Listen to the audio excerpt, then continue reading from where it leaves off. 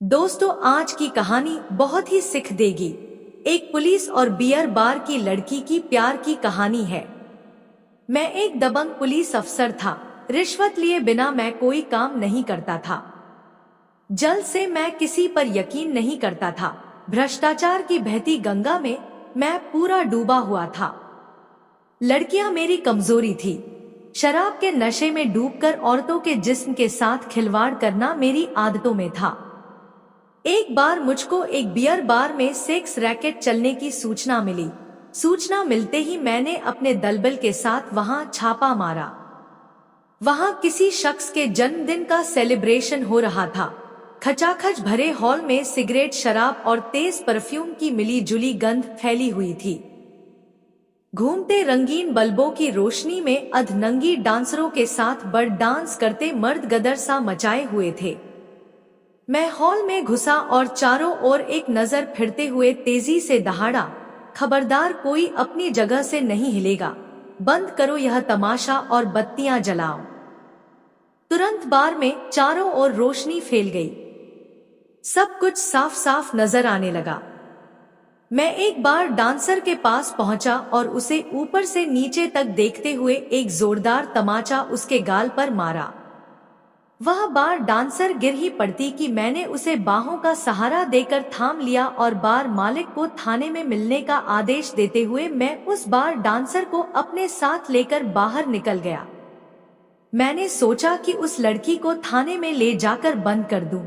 फिर कुछ सोचकर मैं उसे अपने घर ले आया। उस रात वह बार डांसर नशे में चूर मेरे बिस्तर पर ऐसी सोई जैसे कई दिनों से ना सोई हो। दूसरे दिन मैंने उसे नींद से जगाया और गर्मागर्म चाय पीने को दी। उसने चालाक हिरनी की तरह बिस्तर पर पड़े पड़े अपने चारों ओर नजर फेरी। अपने आप को महफूज जान उसे तसल्ली हुई। उसने सामने खड़े मुझको देखा, जो मैं उसे यहाँ उठा लाया था। मैं उस बार डांसर से पुलिसिया अंदाज में पेश हुआ तो वह सहम गई, मगर जब मैं थोड़ा मुस्कुराया तो उसका डर जाता रहा और खुलकर अपने बारे में सब कुछ सच बताने लगी कि वह उत्तराखंड की रहने वाली है। वह पढ़ी लिखी और अच्छे घर की लड़की है। उसके पिता ने उसकी बहनों की शादी अच्छे घरों में कर दी है। वह थोड़ी सावली थी, इसलिए उसकी अनदेखी कर दी। इससे दुखी होकर वह एक लड़के के साथ घर से भाग गई। रास्ते में उस लड़के ने भी धोखा देते हुए उसे किसी और के हाथ बेचने की कोशिश की। वह किसी तरह से उसके चुंगल से भागकर यहाँ आ गई और पेट पालने के लिए बार में डांस करने लगी। मैं बोला, तुम्हारे जैसी लड़कियां जब रंगे हाथ पकड़ी जाती हैं, तो यही बोलती हैं कि वे बेकसूर हैं। ठीक है, तुम्हारा केस थाने तक नहीं जाएगा, बस तुम्हें मेरा एक काम करना होगा। मैं तुम्हारा ख्याल रखूंगा। मुझे क्या करना होगा? उस बार डांसर के मासूम चेहरे पर चालाकी के भाव तैरने लगे थे। मैंने उसे घूरते हुए कहा, तुम मेरे लिए मुखबरी करोगी। उस बार डांसर को अपने बचाव का कोई उपाय नहीं दिखा। वह बेचारी का भाव लिए एकटक मेरी ओर देखने लगी। मैं पकड़ी गई लड़कियों से मुखबिरी का काम कराता था। लड़कियां भेजकर मैं मुर्गा फंसाता था। पकड़े गए अपराधियों से केस रफा दफा करने के एवज में उनसे हजारों रुपए वसूलता था। शराब के नशे में कभी कभी तो मैं बाजारू औरतों को घर भी लाने लगा था, जिसके चलते मेरी पत्नी मुझे छोड़कर मायके में रहने लगी थी। इस बार डांसर को भी मैं यही सोच कर लाया था कि उसे इस्तेमाल करके छोड़ दूंगा, पर इस लड़की ने ना जाने कौन सा जादू किया जो मैं अंदर से पिघला जा रहा था। मैंने पूछा, तुम्हारा नाम क्या है? उसने बोला, पूजा। जानती हो मैं तुम्हें यहाँ क्यों लाया हूँ? जी नहीं, क्योंकि थाने में औरतों की इज्जत नहीं होती। तुम्हारी मोनालिसा सी सूरत देखकर मुझे तुम पर तरस आ गया है। मैंने जितनी लड़कियों को अब तक देखा है उनमें एक वो वाली अपील दिखी और मैंने उनसे भरपूर मजा उठाया, मगर तुम्हें देखकर मेरी बातों से अब तक चालाक पूजा भाप चुकी थी। यह आदमी अच्छी नौकरी करता है, मगर स्वभाव से लंपट है, मालदार भी है। इसे साध लिया जाए। पूजा ने भोली बनने का नाटक करते हुए चाल चली। मैं क्या सचमुच मोनालिसा सी दिखती हूँ? पूजा ने पूछा। तभी तो मैं तुम्हें थाने ना ले जाकर यहाँ ले आया हूँ। पूजा को ऐसे ही मर्दों की तलाश थी। उसने मन ही मन एक योजना तैयार कर ली। चालाक औरतों का कोई भरोसा नहीं। एक तिरछी नजर मेरी ओर फेंकी और मचलकर खड़ी होते हुए बोली, ठीक है तो मैं चलती हूँ सर। तुम जैसी खूबसूरत लड़की को गिरफ्त में लेने के बाद कौन बेवकूफ छोड़ना चाहेगा? तुम जब तक चाहो यहाँ रह सकती हो। वैसे भी मेरा दिल तुम पर आ गया है। मैं बोला, नहीं नहीं, मैं चाहती हूँ कि आप अच्छी तरह से सोच ले, मैं बार डांसर हूँ। और क्या आपको मुझ पर भरोसा है? मैंने काफी औरतों को देखा है, लेकिन ना जाने तुम में क्या ऐसी कशिश है जो मुझे बार बार तुम्हारी तरफ खींच रही है। तुम्हें विश्वास ना हो तो फिर जा सकती हो। पूजा एक साथीर खिलाड़ी थी।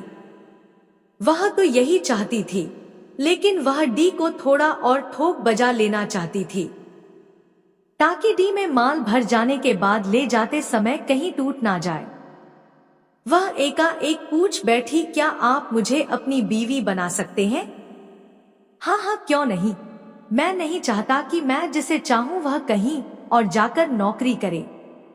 आज से यह घर तुम्हारा हुआ, कहकर मैंने घर की चाबी एक झटके में पूजा की ओर उछाल दी।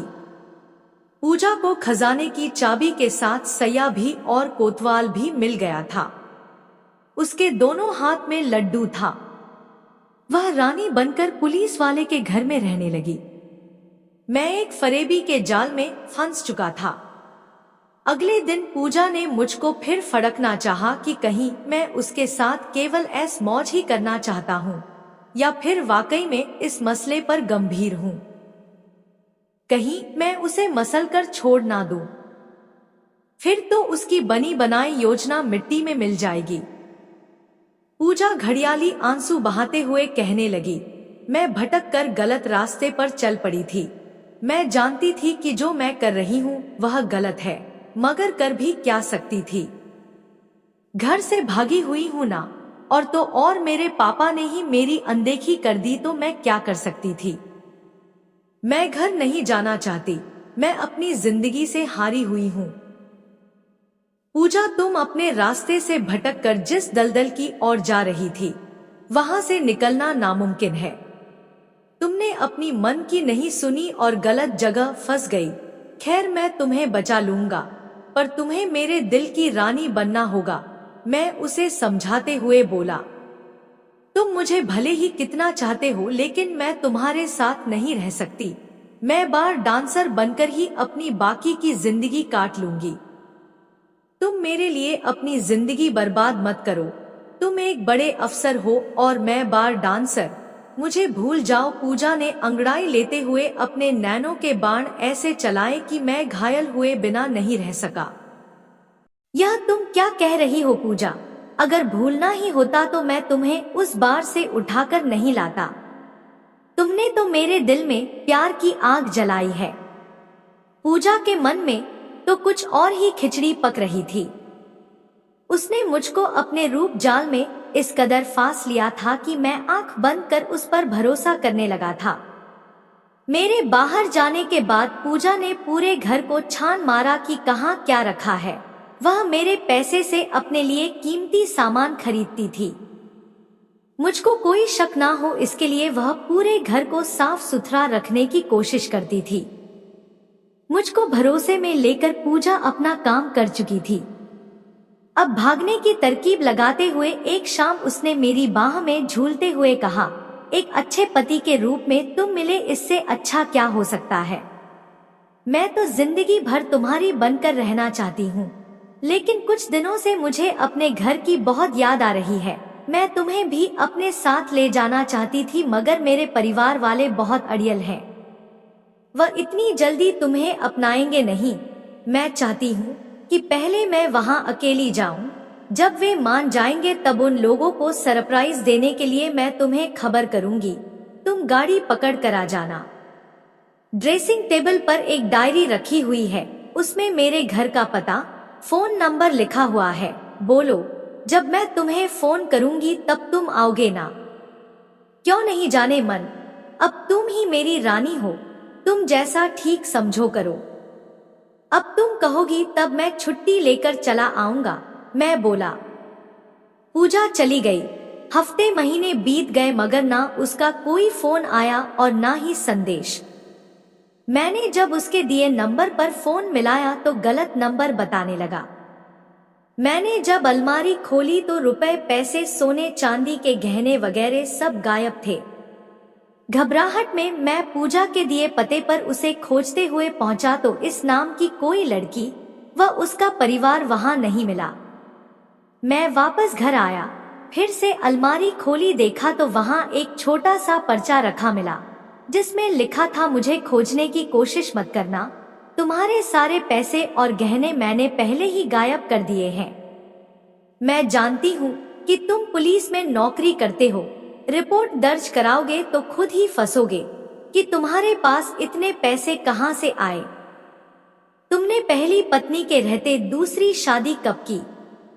यह पढ़कर मेरा सिर चकरा गया। मैं अपनी बेवकूफी पर पछता रहा था क्योंकि मैं कुछ कर भी नहीं सकता था और मैं हाथ मलता रह गया। दोस्तों, ऐसी लोग से बचे। मुझे भरोसा है कि आप लोग को इस कहानी से बहुत कुछ सीखने को मिली है। तो दोस्तों, अगर आपको यह कहानी पसंद आई हो तो कमेंट कर जरूर बताइए। यहाँ आपको ऐसे ही मजेदार कहानियां पढ़ने को मिलेगी। हमारे चैनल को सब्सक्राइब करें। धन्यवाद।